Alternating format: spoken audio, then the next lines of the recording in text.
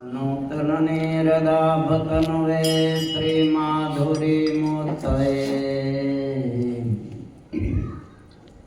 तुङ्गतुङ्गतुरङ्गसङ्गीवृतये चञ्चलत्वासते नानाहारमनोहराय हरये यस्यालसत्पाणये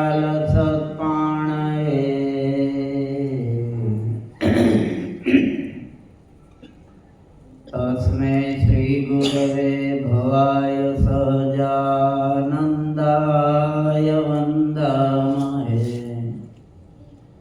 ॐ श्री स्वामिनारायणाय नमो नमः। श्री घनश्यामाय नमो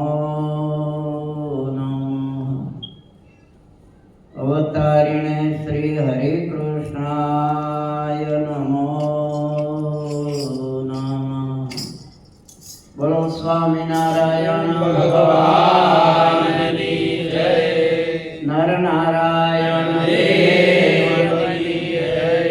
राधा कृष्ण देव की जय। लक्ष्मी नारायण देव की जय। उमापति महादेव की जय। 6:30 થયા છે. કેટલા વાગ્યા લગી? 7:15. તો આવતા રવિવાર સુધી જ છો. તમ તારે વેલા ભાગો તો કઈ ચિંતા જ નહીં. બીજા ક્યાં આપે છે?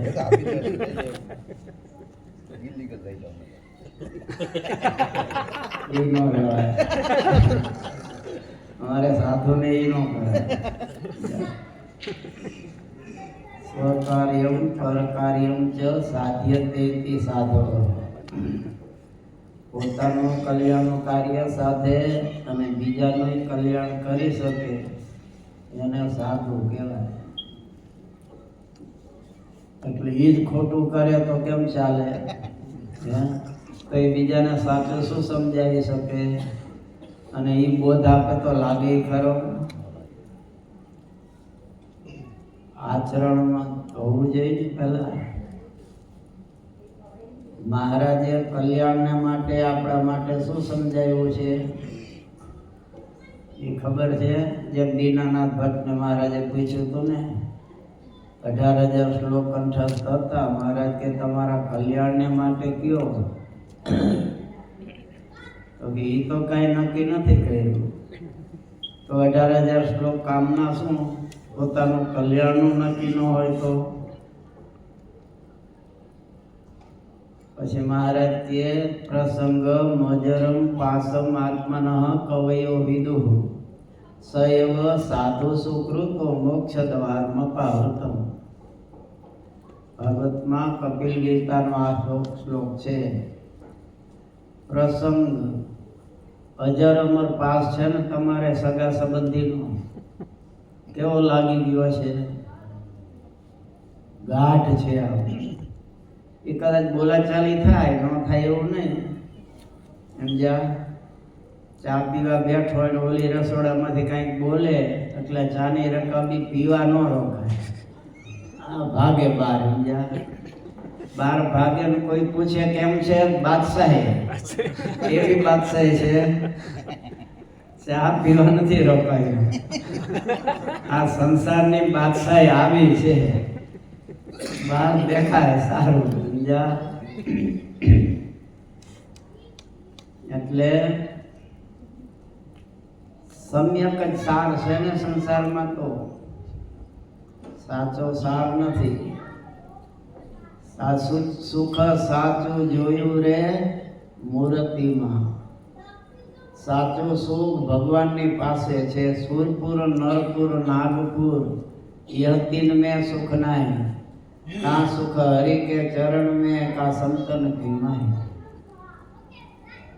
સુરપુર એટલે સ્વર્ગ. અહીંયા સુખ નથી હોય. અહીંયા કરતા તમારે અહીંયા વધારે શાંતિ છે. અહીંયા શાંતિથી ભજન ભક્તિ કરો છો. એ સ્વર્ગમાં પાછા મોટા મોટા અસુરો બહુ છે. એ તો ટીવી ઉપર હવે બધું આવી ગયું છે, ખબર છે ઇન્દ્રાદી દેવોને કેવા પરેશાન અસુરો કરે છે. બ્રહ્માને ગાંઠતા નથી, એની પાસેથી જ વરદાન લે અને પછી હેરાન બધાને કરે છે.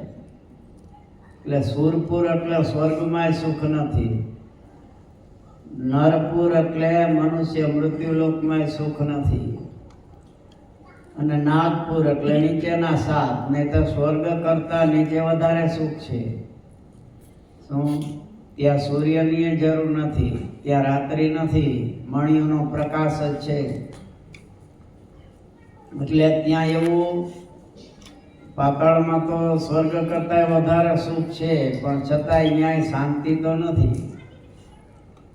કાં સુખ હરિ કે ચરણ મેં, ભગવાનના ચરણમાં ભગવાનનું ભજન કીર્તન સત્સંગ કરો એમાં શાંતિ છે. અને કાં સંતોની પાસે બીનું વિવેક ભેખ ભી દુખિયા, ભેખમાંય જો એનામાં આચરણ ન હોય તો એ દુખી છે પાછા. શું? એટલે મહારાજે મુક્તિ માટે સેવા મુક્તિ સગમ્યતા, સેવા કીધી મુક્તિ માટે. મહારાજ કે 100 જન્મની કસર ટાળવી હોય એક જન્મે તો મહારાજ કે જેવી આમને લાધા ઠક્કર છે, અરજી ઠક્કર છે ને એ બધા સેવા કરતા ને, મહારાજ કે આ ઉકા ખાચર સેવા કરે છે, એવું સેવાનું અંગ જેને પડી જાય એને 100 જન્મની કસર એક જન્મે ટળી જાય. 100 જન્મ લેવાના હોય એટલે ગીતામાં કીધું અનેક જન્મ સંસિદ્ધ તત્વ યાતિ પરામ ગતિ. અનેક જન્મ લઈએ ત્યારે મોક્ષ થાય છે. ગીતામાં તો ત્યાં સુધી કીધું યતતામપી સિદ્ધાનામ કશ્ચિત મામ વેત્તિ તત્વતઃ. મને મેળવવા માટે, મોક્ષ માટે સિદ્ધ પુરુષો, સાધકની તો કોઈ વેલ્યુ જ નથી. સિદ્ધ પુરુષો પ્રયાસ કરતા હોય એમાં ભગવાન કે કશ્ચિત મામ વેત્તિ, કોઈક જ મને હજી જાણી શકે છે, મોક્ષ તો પછી વાત છે. પણ મહારાજ કે સેવાનું જો અંગ આવી જાય ઉકા ખાચરને જેવ્યું તો 100 જન્મની કસર એક જન્મે ટળી જાય. તે ઉકા ખાચર શું સેવા કરતા? માંદા સંતો હોય એની સેવા કરે. ઓલો સેવકરામમાં કાંઈ હતું ઠેકાણું? તોય મહારાજે એને કે 2 મહિના સુધી સેવા કરીને. હવે એની સેવા ભગવાન આપણને એટલા માટે બતાવે છે, માંદાની સેવા ગ્રસ્ત હોય, કોઈની સેવા કરનાર ન હોય, એની તેવું તમે સેવા કરો ને તો ભગવાન વધારે રાજી થાય. એ ભગવાનની સેવા તુલ્ય ફળ મળે. જે નિરાધાર હોય, જેનું કોઈ કરી શકે એમ ન હોય, એની સેવાથી. એટલા માટે શિક્ષાપત્રીમાં મહારાજે કીધું દિનજનને વિશે દયાવાન થવું. આ સેવકરામ એવો માંદો પડ્યો ને જંગલમાં, કોઈ નહીં એની સાથે હતા, એ વયા ગયા બધા. તો મહારાજે સેવા કરી. નહીં તો રૂપિયા પોતાની પાસે હતા, રૂપિયા કોઈની સેવા કરતા નથી. જ્યાં કોઈ પરોપકાર કર્યો હોય, કોઈનું સારું કર્યું હોય તો એ કામમાં આવે છે. બાકી રૂપિયા ગમે એટલા આવે તો એ કામમાં આવતા નથી.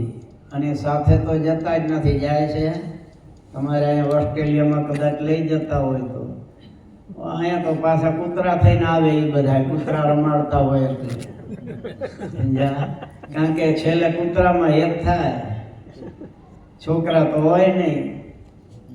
એટલે પછી એમ થાય કે આ કૂતરો મરી જશે, હું મરી જાય પછી આનું કોણ? તો ઠાકોરજી કે તું જ કૂતરો થઈને આવ, બીજું હું? તારે એમાં હેત છે. તે ઠાકોરજીને મૂકીને ક્યાં હેત કરે છે એની પબ્લિક બધી? જો આપણી ભારતની આ મહાનતા છે, સંયુક્ત કુટુંબની ભાવના છે ત્યાં. શું? એટલે ઉકા ખાચર શું સેવા કરતા?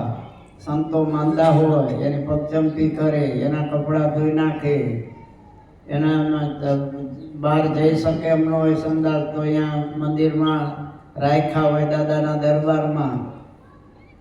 એ માટલા કે ડબલા મૂકતા એ જમાનામાં એ બધું સાફસૂફ કરી નાખે. પછી પાછા સંતોને જવાનો રસ્તો ઘેલા કાંઠે નાવા જવાનું થાય સવારમાં. એ વખતે પાઇપલાઇન ને આવું તો હતું ને, બાથરૂમ નહીં, બધાને બહાર નાવા જવાનું થાય. તો દાદા ખાતરનો દરબાર તો બધો વારી નાખે, પણ ઠેઠ ઘેલા કાંઠા સુધી સાફસૂફી કરે. કાંકરા સંતોને ભક્તોને વાગે નહીં. આપણે તો અહીંયા બહાર સાફ કરવું હોય તો એ તો કરશે બીજા, એમ થઈ જાય તરત એની 100 જન્મની કસર ટળી જાય. નીચી ટેલ મળે તો માને ભાગજો, ભવબ્રહ્માદિકને નીચે મળતી નથી, પુરુષોત્તમ પાસે બેઠાની જાગજો. આ સભામાં બેસવું એ અલ્પ પુણ્ય નથી. શું? પૂર્વનું પુણ્ય પ્રગટ થયો જ્યારે, સ્વામી નારાયણ મળ્યા રે ત્યારે, તપરે તીર્થમાં હું કાંઈ નવ જાણું, સહેજે સહેજે હું તો સુખડા રે માણું. જે રામ કહે સ્વામી સહેજે રે મળ્યા, વાતની વાતમાં વાલો અઢળ કઢળિયા. પૂર્વનું કંઈક પુણ્ય હોય ત્યારે સત્સંગમાં અવાય છે. ત્યાં સુધી અહીંયા બેસવા ન મળે. એનો સગો અહીંયા બેઠો હોય ને તો બહાર ઊભો ઊભો કે અમારા ઓલા ભાઈ છે એમને મોકલો ને, પણ અહીંયા જ છે, તું જાને, અમારું કામ નહીં. કામ નહીં એટલે અમારા ભાગ્ય નથી. 100 જન્મના પુણ્ય હોય ને ત્યારે મંદિરના બહાર ફળીમાં પગ મૂકી શકે છે. નહીં તો ગાડી બહાર રાખે, પાર્કિંગમાં ન આવે. ઘરનું હોય સત્સંગ, તું જ આવ, મારું કામ નહીં. તે એનું આ કામ નથી. તે એને શું દારૂ પીવો, જુગાર રમવો ને એ કામ છે એનું. પગમાં જવું, મંદિરે નહીં આવવું. એટલે એના માટે પુણ્ય જોઈએ છે, એમનામાં વાતું નથી. સ્વામી કે તપરે તીર્થમાં હું કાંઈ ન જાણું. સૌભી ઋષિ 60,000 વર્ષ તપ કર્યું હતું ને, જીવન રાફડો થઈ ગયા ત્યાં સુધી તપ કર્યું. વાંચો ભાગવતનો 9મો સ્કંદ. મળ્યો છું સંસારમાં જોડાયા પાછા. તે તો તપ કર્યા વગર તમે નથી જોડાઈ ગયા. તમે ગયા હતા કે વનમાં તપ કરવા, તોય તલવાર લઈને પહોંચી ગયા હતા ને બધા. હે, કોઈએ તપ કર્યું હતું અને બિચારે 60,000 વર્ષ તપ કર્યું. અને માછલાનું રમણ જોયું, એમાં લે આસુ તો રહી ગયું. એમાંથી ઊભા થયા ને માંધાતા રાજાની 50 કન્યાને પરણ્યા અને 5,000 પુત્રો થયા. નાનું કુટુંબ સુખી કુટુંબ. આના માટે તપ કર્યું હતું. તમે તો તપ કર્યા વગર મેળવી લીધું. એટલે સંસાર છે એમાં કઈ વિશેષતા નથી. એ તો પશુ એ ભોગવે છે ને. એ સુંદર મજાને બિલ્ડિંગો બાંધે છે, હુઘરીના માળા જોઈજો તમે. તમને ન ગૂંથતા આવડે એવું તો એ ચાંદથી એવી રીતે ગૂંથે છે ને. તેને બિલ્ડિંગ બનાવેલા છે, ચકોન ચકીએ બનાવે છે માળા નથી કરતા. એ તમારે પ્રજા છે, મેને છે, એથી વિશેષતા નથી. પણ માનવમાં બુદ્ધિ ભગવાને મૂકી છે. આ સત્ય છે, આ કરવા યોગ્ય છે, આ નથી કરવા યોગ્ય. અને એ ભગવાન ભજી શકે છે. બાકી માનવ સિવાય કોઈ ભગવાન ભજી શકતા નથી. એ કદાચ પશુ હોય અને એ સત્સંગીના ઘરમાં હોય કે વૈષ્ણવના ઘરમાં હોય તો એનું દૂધ દહીં વગેરે ઠાકોરજીના ઉપયોગમાં આવે અને એનું કલ્યાણ થાય, એક વાત જુદી છે. નહીતર એના કલ્યાણમાં બહુ વાર લાગે, અનંત જન્મ વયા જાય, લખ 84માં ભટકવું પડે. તે માનવ જન્મ છે એ શ્રેષ્ઠમાં શ્રેષ્ઠ, ને એમાં સેવા મળે. મંદિરમાં ગમે ત્યાં સેવા કરો, અરે સંડાસ બાથરૂમ સાફ કરો ને ભગવાનનું સ્મરણ કરતા કરતા, તો ભગવાન માને કે મારી પાસે બેઠો છે. રસોડામાં કોઈ પણ સેવા કરો, પોતા કરો, મંદિર સાફ સૂફ કરો, આ બધી સેવા ઉકા ખાતર કરતા. એટલે મહારાજ કે આવું સેવાનું અંગ જો પડી જાય એટલે સેવાનું વ્યસન પડવું જોઈએ. આ તો આઘા પાછા ભાગે વરિયા, આને ખબર પડશે મને કહેશે આ પોતું કરી નાખ ને, એનાથી ન થાય. સામેથી દોડીને આવે સેવા કરવા, પ્રેમથી ભાવથી થાય, એ 100 જન્મની કસર કાઢી નાખે. એટલે મહારાજે સેવા કીધી છે. મંદિરમાં કોઈ પણ પ્રકારની સેવા કરો. નીચી ટેલ મળે તો માને ભાગ્ય જો. જેટલું નીચું કામ મંદિરમાં એટલું ફળ વધારે. જ્યાં હાર પહેરવામાં તો બધા તૈયાર થાય, ભાઈ હાર પહેરવામાં અભિમાન પાછું આવે એટલે એમાં કરેલું વહી જાય, કદાચ વહી જાય. એ સેવા ક્યારે થાય? દાસ બનવું પડે છે, માન મૂકવું પડે છે. દાસના દાસ થઈ રહેશે જે સત્સંગમાં, ભક્તિ ભલી માનીશ તેની રાચીશ તેના રંગમાં. ભગવાન કે હું કોની સાથે રહું છું? કે દાસના દાસ થઈને રહીએ. દાસ એટલે ભગવાનના દાસ, સંતો હોય એના દાસ, હરિભક્ત હોય એનોય દાસ થઈને રહીએ. અર્થાત બધાને નમતો રહીએ. નયમો એ પ્રભુને ગમ્યો. પણ આમ કડક જ બેહી રહીએ એમાં ભગવાન રાજી ન થાય. બધાને વંદન કરો. શું આપણે ઉદ્ધવજી હતા ને, એ જ્ઞાની બહુ, એટલે જ્ઞાનનું બહુ માન એમને. ભગવાને જાણ્યું હવે આનું જ્ઞાન તો સારું છે પણ થોડું માન સહિત છે. મોહન વરને માન સંગાથે વેરજો, સાધન સર્વે માન બગાડે પડવી છે. ગમે એટલું કર્યું હોય માન આવે એટલે બધું હરવે હરવે ગુમાવી બેસે. કારણ કે પછી નમી ન શકે કોઈને, એ અભિમાનમાં અટંટ જ રહે. પછી એને બધાનો અભાવ આવવા માંડે, પછી પતનના રસ્તે જાય. એટલે ભગવાનને વિચાર થયો કે આને ગોપીઓની પાસે મોકલું તો એને ખબર પડે કેમ ભક્તિ કરાય. પછી ભગવાન કે ઉદ્ધવજી તમે જાઓ ને ગોપીઓને સમજાવવા, કારણ કે મારી વિશે એને પ્રેમ છે ને હું અહીંયા મથુરા આવી ગયો એટલે દુઃખી બહુ છે મારા વગર. એટલે ઉદ્ધવજી કે હવે ભોળી ગોવારણને મારે શું સમજાવવાની? કોઈ રાજરાણીને સમજાવવી હોય, રાજકુમારીને સમજાવવી હોય તો બરોબર છે. આવી ભરવાડ ગોવાલણ સમજે શું? જાત ધરા હોય. ભગવાન કે ઉદ્ધવ સાચું તમે કહો છો પણ જાઓ તો ખબર પડે. સારું પ્રભુ, હવે હું એની યારે વાત ન કરું, તમે પત્ર લખી આપો, એ આપું. ભગવાન કે પત્ર લખવા જાઉં ને ત્યાં તો મારી આંખમાં આંસુ એવા આવી જાય છે.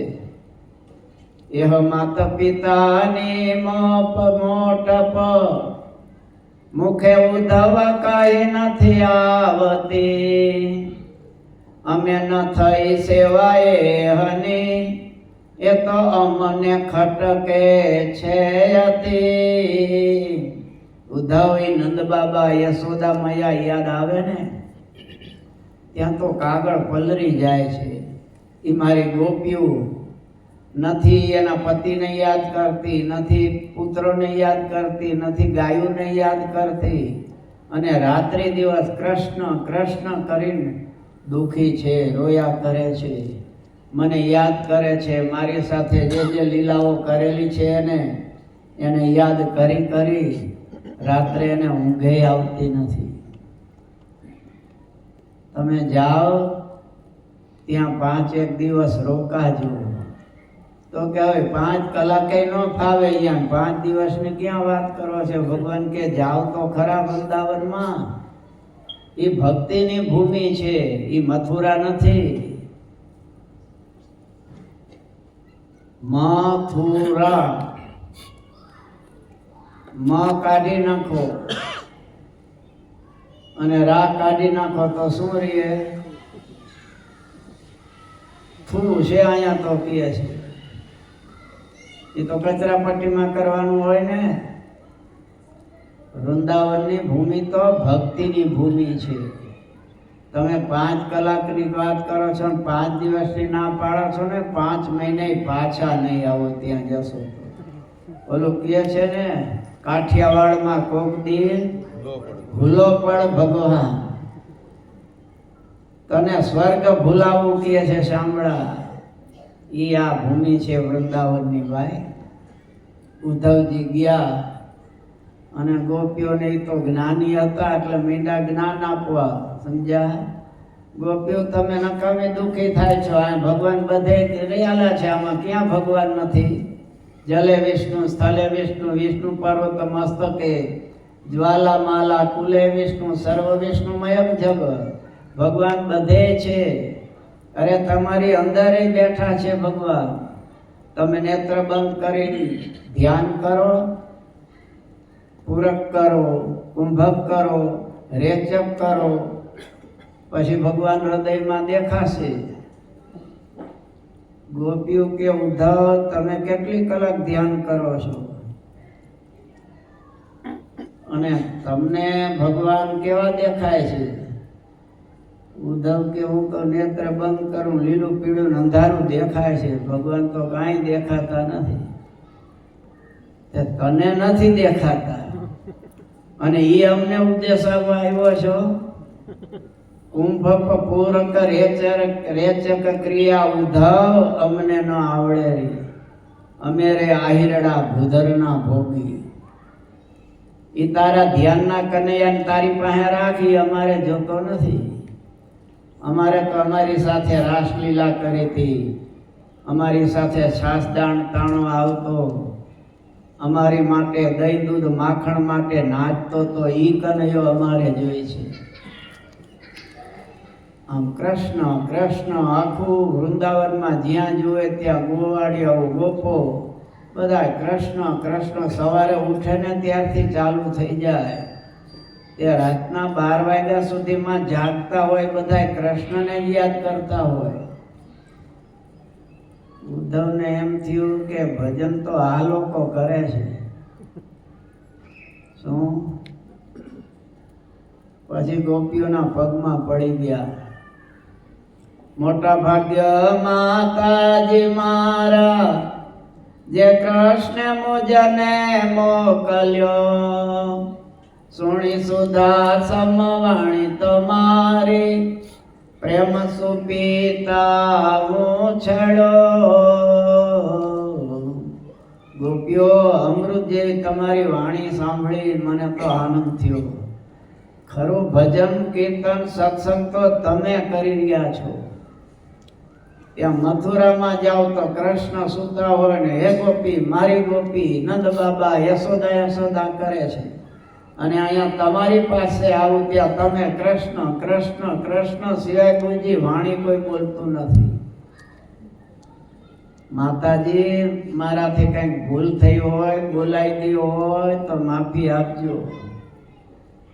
કેમ કે ગોપીઓ કીધું તું કે ઉદ્ધવ ધ્યાન બ્યાન અમને ન ફાવે, અમે જીવી છીએ ને ત્યાં સુધી કૃષ્ણ કૃષ્ણ તો અમે કરશું, પણ કદાચ અમે મરી જઈએ અને અમારું હાડકું ક્યાંક પડ્યું હશે ને, એમાંય કોઈ ફૂંક મારશે ને, નળી ભૂંગળી વાળી વાંસળી કરે કોઈ, તોય કૃષ્ણ કૃષ્ણ એમ બોલશે. અમારું હાડકું ક્યાંક પડ્યું હશે ને એમાંય કોઈ ફૂંક મારશે ને કૃષ્ણ સિવાય બીજું નહીં બોલે. એવા ભગવાન અમારી સાથે વણાઈ ગયા છે. ઉદ્ધવજી તો ભગવાનને પ્રાર્થના કરવા લાગ્યા.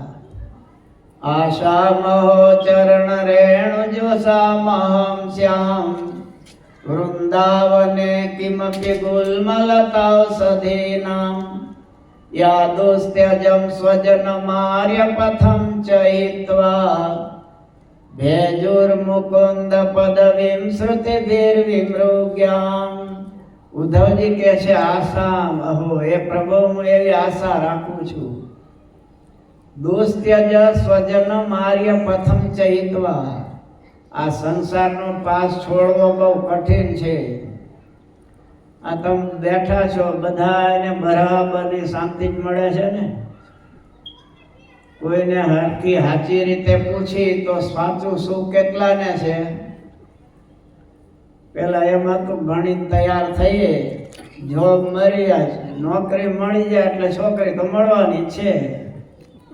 એટલે જોબ મળી ગઈ એટલે પછી હવે એમ થાય કે હવે લગ્ન થઈ જાય, ઘર ચાલુ થઈ જાય પછી શાંતિ. પણ લગ્ન કર્યા પછી શાંતિ વધી કે ઘટી? અહીંયા હાથ મૂકી જોજો વડીલો અને વધારે ખબર અનુભવ હશે.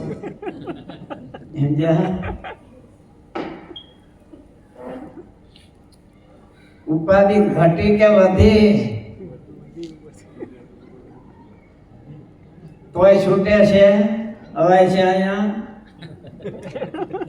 આ થોડા દી રાખ્યા હતા બે સોફા કે આવે કદાચ કોઈ તો વૈરાગ થાય, પણ ન આવ્યા કોઈ. પછી મૂકી દીધા કે નહીં કોઈ આવે. અહીંયા કઈ દુઃખ છે? શાંતિ ને આનંદ છે. કેમ છે ને?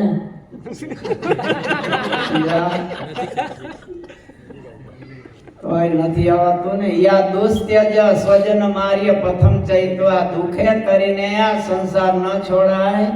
એવો જે સંસાર એ ગોપીઓ કે છે છોડી દીધો અને ક્યાંય પુત્ર પરિવાર ગાય કે દૂધ માખણમાં હેત નહીં કરતા ભગવાનમાં હેત કર્યું. એમાં હેત કરવું એ જ સાચું છે ને. એ જ શાશ્વત ને શાંતિને આપનારું છે. એટલે ઉદ્ધવજી ભગવાનને કહે છે પ્રભુ ગોપી તો મને નહીં બનાવી શકો, એવા તો મારા ભાગ્ય નહીં હોય. પણ તમારી ભક્ત આ ગોપીઓ એ અહીંથી ચાલે ત્યારે એના ચરણની રજ અમારા ઉપર પડે. એટલા માટે આ વૃંદાવનની ભૂમિમાં ક્યાંક વૃક્ષ કે વેલીનો અવતાર તો આપો. યા દોસ્ત્યજ સ્વજન માર્ય પ્રથમ ચૈત્વા ભેજુર મુકુંદ પદવીમ. ભગવાનને ભજી રહી છે એવી ગોપીઓ, એના ચરણની રજને હું ઈચ્છું છું. ઓલો બ્રહ્માને બહુ અભિમાન હતું કે આ કનૈયો હેઠું ખાય આવો ભગવાન હતો હશે. પછી વાસળા ઉપાડી ગયો, ગોવાળિયા ઉપાડી ગયો. પછી ભગવાન હતા એટલા બધા રૂપે પોતે બની ગયા. પછી માંડ્યો પગમાં પડવા માફી માગવા કે મને એમ કે આવો ભગવાન હશે ને. આ તો ભગવાન છે. આ ઉપરવાળાય ભૂલાત પડે છે, એને અભિમાન આવી જાય છે. એ ભગવાનની પરીક્ષા લેવા તૈયાર થઈ જાય છે. પછી તો મીંડા પગમાં પડવા અહો ભાગ્યમ નંદ ગોપ વ્રજો કસામ યન મિત્રમ પરમ બ્રહ્મ પૂર્ણ બ્રહ્મ સનાતન. હું માનતો કે આ ગોવાળિયા એટલે સામાન્ય છોકરા છે, આ તો દેવો છે બધા.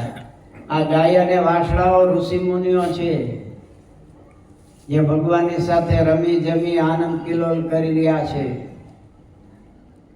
ભગવાનના મેંડા પ્રાર્થના કરવા હો ભાગ્યમાં વ્રજવાસીઓના કે ભગવાનના એ મિત્ર બન્યા છે, એની સાથે રમે જમે આનંદ કરે છે. ભગવાન તદસ્તુ મે નાથ સભૂરી ભાગો ભવેત્રવા નેતૃત્વાતિ રશ્યામ.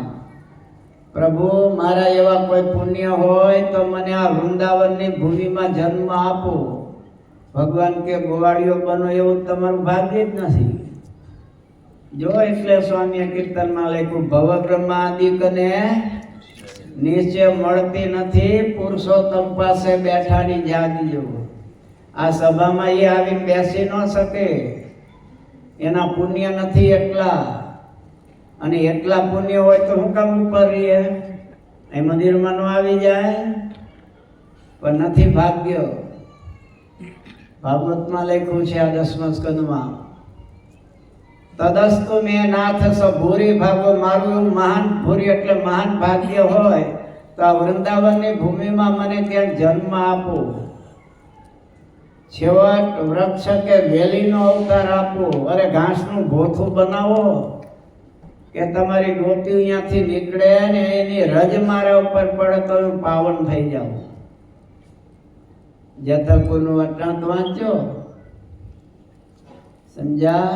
મહારાજ સભા ભરીને બેઠા છે અને જીવન ભક્ત રોટલો લાવ્યા, મઠનો રોટલો. મહારાજ આરોગતા હતા પણ વખાણ કરે, બહુ રોટલો સારો છે. ભક્તનો ભાવ હતો ને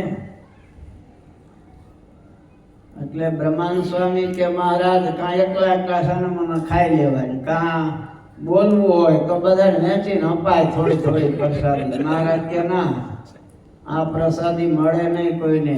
આ ભક્તનો ભાવ એવો છે, આ તો હું એકલો જ જમી જાય. પણ બ્રહ્માનંદ સ્વામીએ વિચાર કર્યો કે આ મઠનો રોટલો ઘીએ ચોપડેલું નથી અને આ ભક્તનો પ્રેમ જોઈને મેંડા જમવા પછી પેટમાં દુખશે. લેવા ગયા તે મહારાજ આમ હાથ ઊંચો કર્યો તે આકાશમાંથી હમરો આવીને ઉપાડી ગયું. બધા જોઈ રહ્યા કે સભામાં આવે નહીં તો આવ્યું કેવી રીતે? મહારાજ કે પક્ષી નહોતો, ઇન્દ્ર પક્ષી બનીને આવ્યો હતો. અને બ્રહ્મા વિષ્ણુ મહેશ ત્રણેય જો આકાશ માર્ગે છે, અમારી પ્રસાદી લેવા ઊભા છે. આ ઇન્દ્રે જઈને પ્રસાદી આપી. મહારાજ કે આમ 3 ગોળા દેખાયા, એકમાંથી 3 થયા, પાછા 3માંથી આખી પરિક્રમા કરી 3 સભાની, પછી અદ્રશ્ય થઈ ગયા.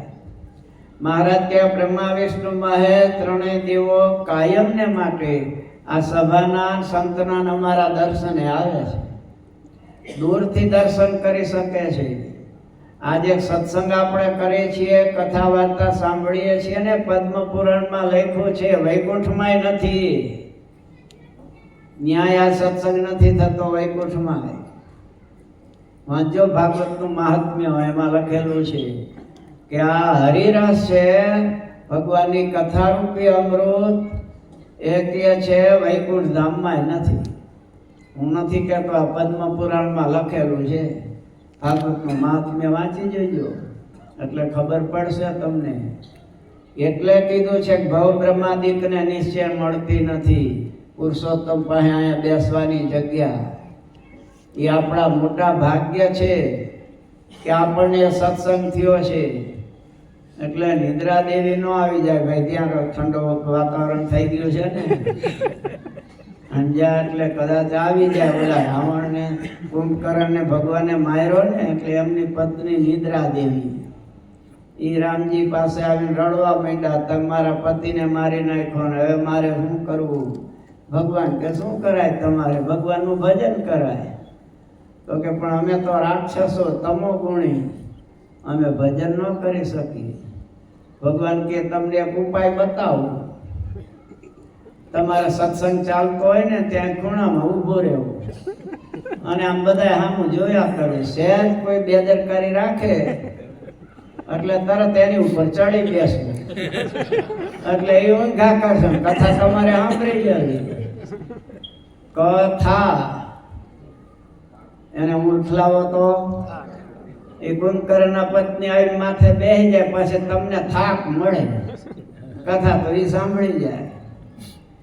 એટલે સચેત બનવું પડે. સમજ્યા? આ કથા વસ્તુ એવી છે, કથા તમે સાંભળો ને એટલે કામ, ક્રોધ, લોભ, ઈર્ષા, ઘૃણા, અભિમાન, રાગ, દ્વેષ, છળ, કપટ, અંશત્રો બધા રવાના થવા માંડે, બળવા માંડે. એટલે શાંતિ થાય. શાંતિ થાય એટલે ઊંઘ આવવા માંડે. સમજ્યા?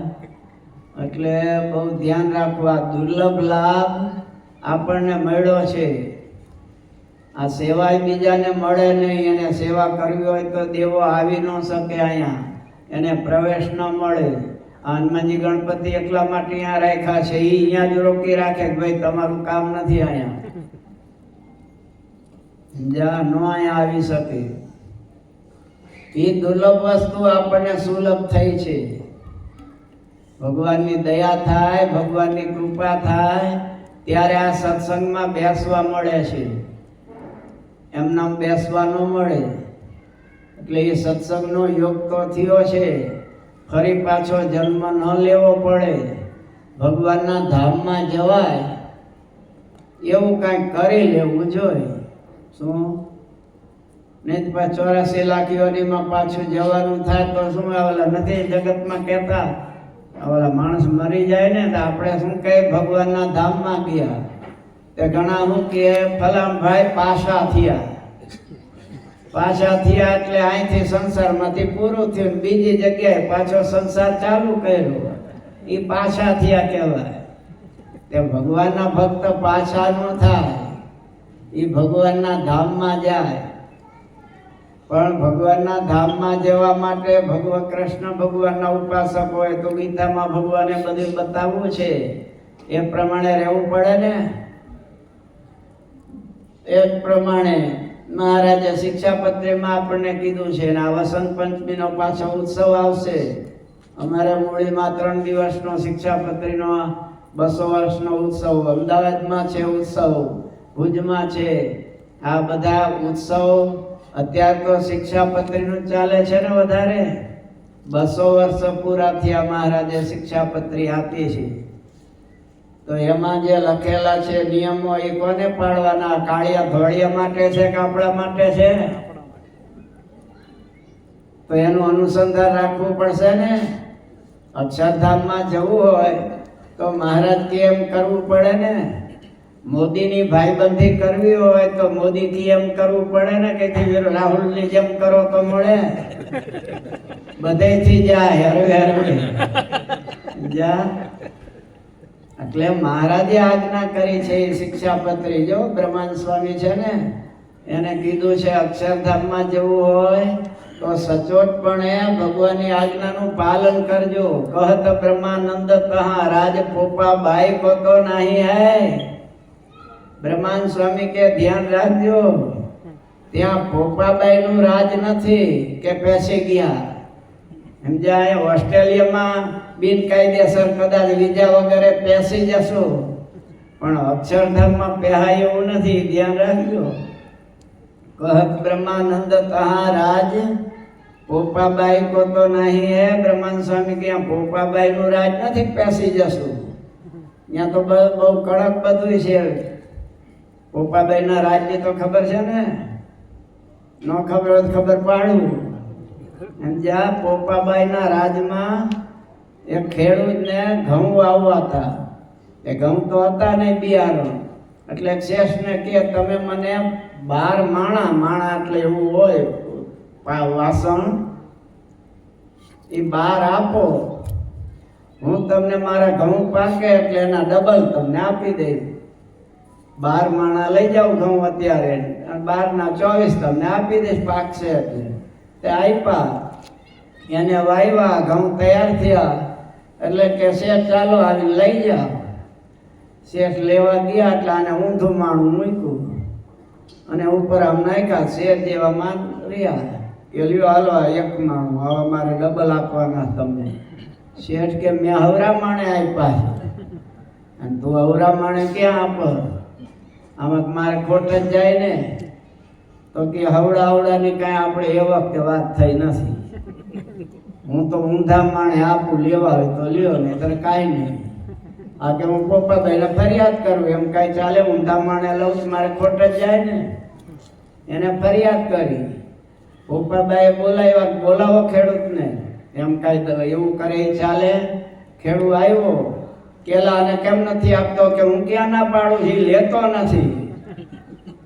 તો કેલા એ તો આપવા તૈયાર છે, પણ મેં હવડા માણે આપ્યા છે ને ઊંધા માણે આપે છે, એમાં તમારે ખોટ જાય ને.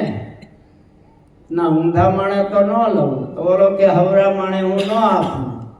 પોપાબાઈ ક્યાં તમારા બાપાનું રાજ નથી ચાલતું, મારું રાજ ચાલે છે. હું કહું એમ બેય કરવું પડશે. તારે શું છે? તો કે મેં હવડા માણે આપ્યા છે, તે ઊંધા માણે ન લઉં.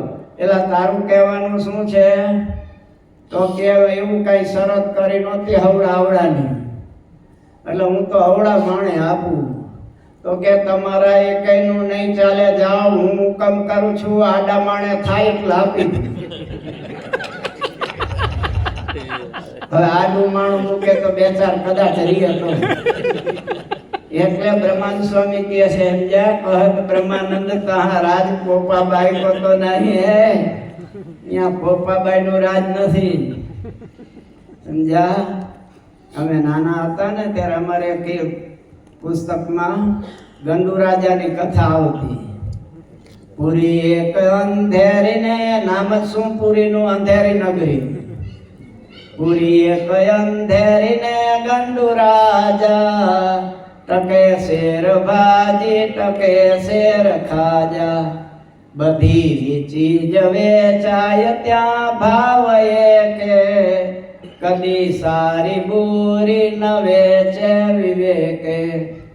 સોનું જોતું હોય તો 1 પૈસામાં મળે શેરે, સમજ્યા? અને ધૂળ જોતી હોય તો 1 પૈસામાં, કેસર જોતું હોય તો 1 પૈસામાં, અને ભાજી જોતી હોય તો 1 પૈસામાં. આ સરખા જ ભાવ. એમાં 2 ગુરુ ચેલા ગયા. એટલે ગુરુ ચેલાને કહે લે આ ચારાના લેતો જા અને આપણા માટે ખાવાનું લે આવ બજારમાંથી. એટલે ઓલો લેવા ગયો, પૂછ્યું શું આ ભાવ? અને એમ થયું કે આ સાટા ને જલેબી ને એના તો બહુ ભાવ હશે, એટલે એને તો ગાંઠિયા ને એવું આપણે લઈ લઈએ. તો કે શું ભાવ? કે બધાયના 1 સરખા, 1 પૈસામાં. એમ? આ તો જોરી ભરી લાવ્યો ભાઈઓ ચારાનામાં. એના ગુરુ કે આટલું બધું? અરે અહીંયા તો બહુ મજો છે, 1 પૈસામાં જ બધું મળે છે. સાટા જોતા હોય જે જોઈ, પેંડા જોતા હોય તો ભલે, જલેબી જોતી હોય તો ભલે, અને રોટલા જોતા હોય રોટલી એ પૈસામાં, અને મેસું 2 પૈસામાં. હું તો આ બધું લઈ આવ્યો. કે હા હારું હાલો.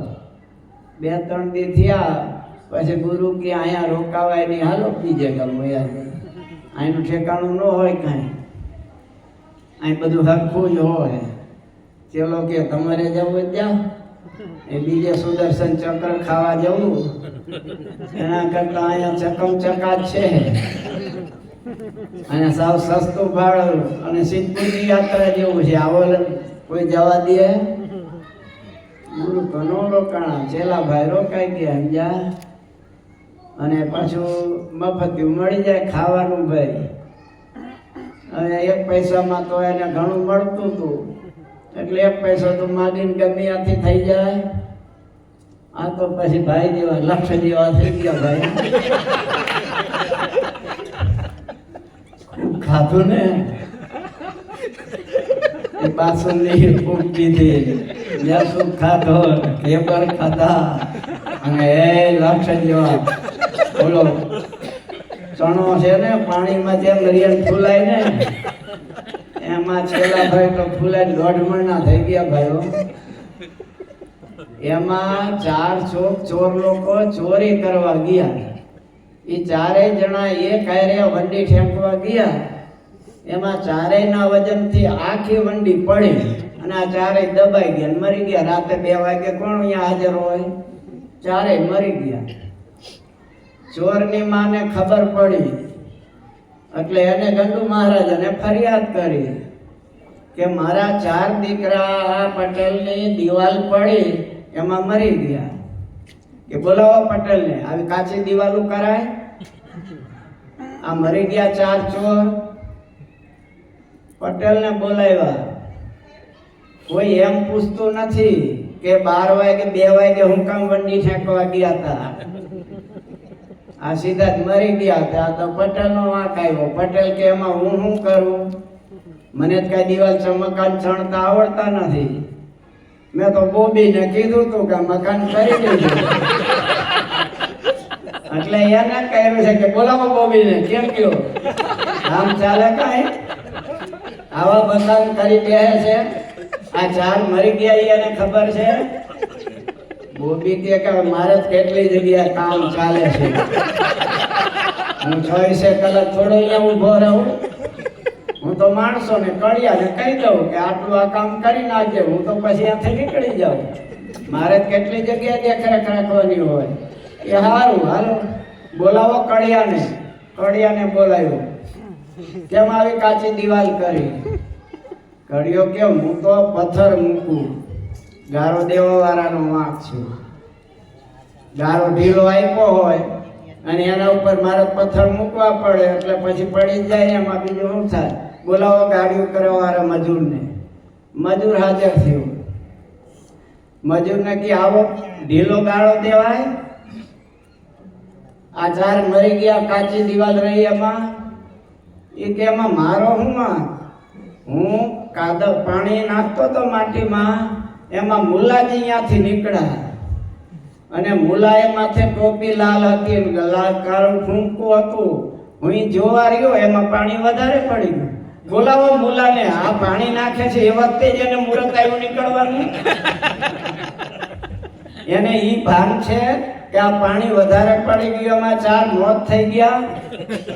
મુલાને બોલાયો કે એ વખતે તારે નીકળાય બરોબર, આ પાણી નાખ્યા છે ત્યારે વહેલા મોડું નહોતું નીકળાતું.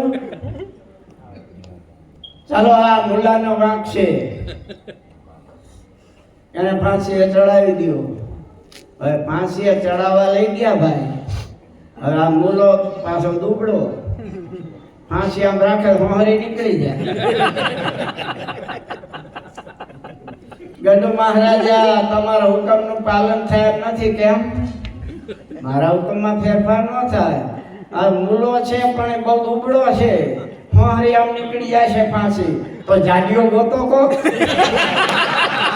મારા હુકમમાં ફેરફાર ન થાય. એમાં ભાઈ આબર વગર પેંડા લેવા જતો હશે પેલો, અને હાથમાં આવી ગયા. હાથ કળિયું નાખી હાલે આ કે પણ ક્યાં કઈ ગુનો કર્યો નથી, એ કાંઈ નહીં, સાહેબનો હુકમ છે. આ તો લઈ ગયા ભાઈ. એમાં હામાં ગુરુ મળ્યા કે જોવા દે ચલો હું કરે છે.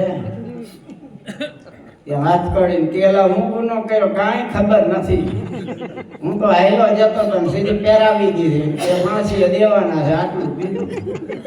મેં એટલે ના પાડી હતી તને કે ટકે શેર ભાજી ટકે શેર ખાજા તો અહીંયા ન્યાય આવો હશે.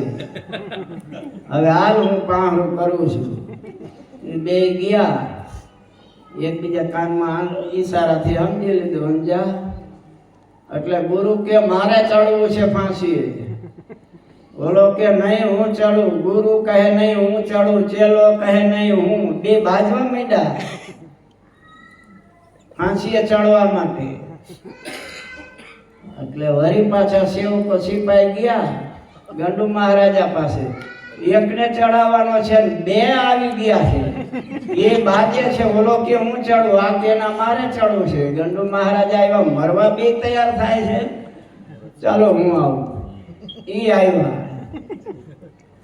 ભાઈ આ મરવા માટે કેમ બે તૈયાર થાવ છો? તો કે અત્યારે ચોઘડિયું એવું છે કે અત્યારે આ જે લટકે ફાંસીએ એને સીધું ઇન્દ્રપદ મળે અને એ સુવર્ણના મરકતમણીના રાજમહેલ ને આ બધા અપ્સરાઓ નાચગાન કરતી એમ. તો આ ધૂળીયુરાજ મારે શું કરવું છે? હું જ નો ચડી જાઉં અને હું ઇન્દ્ર નો બની જાઉં? અને એ ચડી ગયા હોળના ભાવના ભાઈ. એ પાછા ગંડુ રાજા આવ્યા નથી. કહત બ્રહ્માનંદ તહા રાજ પોપા બાઈ કો તો. એટલે ધ્યાન રાખજો, અક્ષરધામમાં જવું હોય, ગોલોકમાં જવું હોય તો ભગવાનનું ભજન કીર્તન કરી મહારાજની આજ્ઞાનું પાલન કરશું, સધર્મનું પાલન કરશું. ન જોવાનું જોવું નહીં, ન સાંભળવાનું સાંભળવું નહીં, ન ખાવાનું ખાવું નહીં. આ બધો વિચાર કરશું ગીતા ભાગવત પ્રમાણે રહેશું, શિક્ષાપત્રી વચનામૃત પ્રમાણે રહેવું પડશે તો અક્ષરધામમાં સહેજે પહોંચાશે. એટલે બ્રહ્માંડ સ્વામી કહે છે ધ્યાન રાખીને ભગવાનની આજ્ઞાનું પાલન કરજો તો ભગવાન રાજી થશે અને સહેજે સહેજે અક્ષરધામની પ્રાપ્તિ થશે. આ લોકમાં હશું ત્યાં લગી પણ સુખી થશું, શાંતિ અને સંતોષને આનંદ મળશે અને મર્યા પછી ભગવાનના ધામની પ્રાપ્તિ થશે. તો જેમ બને એમ વધારે કેમ ભગવાનની આજ્ઞાનું પાલન થાય એનું અનુસંધાન રાખી ભક્તિ અને સત્સંગ કરી જેટલી બની શકે એવી મંદિરમાં સત્સંગમાં સેવા કરીને રાજી થવું. સહજાન સ્વામી મહારાજ શ્રીપતિમ શ્રીધરમ સર્વદેવેશ્વરમ ભક્તિધર્માત્મજમ વાસુદેવમ હરિમ કામદમ કારણમ શ્રી સ્વામિનારાયણમ